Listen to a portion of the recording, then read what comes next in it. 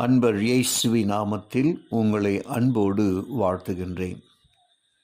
இன்றைய வார்த்தை, காலத்தை பிரயோஜனப்படுத்திக்கொள் என்ற தலைப்பின் கீழாக நாம் காலத்தை அறிந்தவர்களாய் இப்படி நடக்க வேண்டும். ரோமர் 13:11.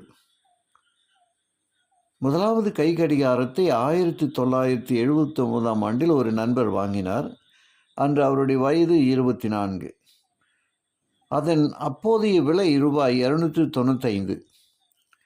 அவருக்கு மாத சம்பளம் ரூபாய் 200 தான். அன்று எல்லாரிடமும் கை கடிகாரம் இருக்காது, எல்லா வீடுகளிலும் சுவர் கடிகாரமும் இருக்காது. இன்று நிலைமை மாறிவிட்டது. ஒருவரிடமே ஒன்றுக்கு மேற்பட்ட கை கடிகாரங்களும் வீடுகளில் அறைக்கு ஒரு கடிகாரமும் இருக்கிறது.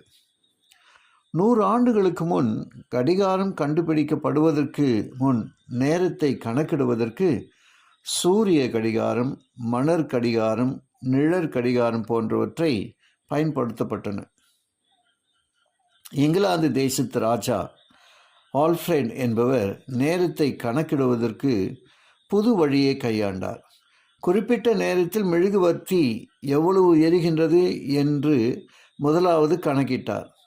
1 மணி நேர அளவில் 3 அங்குலம் எரிவதாக கண்டுபிடித்து 4 மணி நேரம் எரியும் மெழுகுவர்த்தியை உண்டு பண்ணினார்.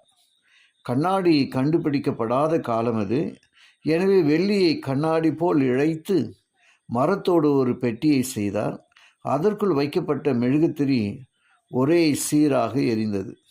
அப்பெட்டிக்கு சாக்சன் விளக்கு என்று பெயரிட்டார். அந்த நேரம் காட்டவும் விளக்காகவும் அதை உபயோகித்தார்.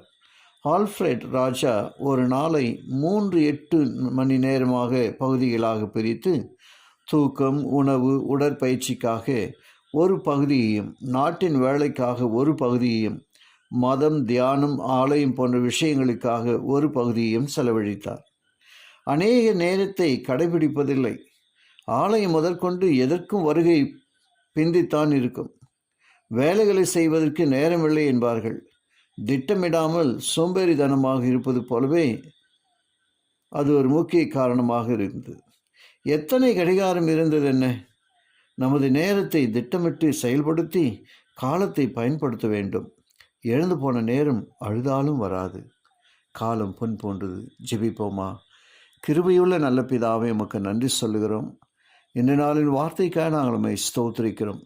கேட்ட இந்த வார்த்தையின்படி நாங்கள் எங்களுடைய காலத்தை பிரயோஜனப்படுத்திக் கொள்ள எங்களுக்கு உதவி செய்துள்ளோம். கேட்ட ஒவ்வொரு வாலிப பிள்ளைகளையும், பெரியவர்களையும், சிறுவர்களையும் நீர் ஆசீர்வதித்தருளும்.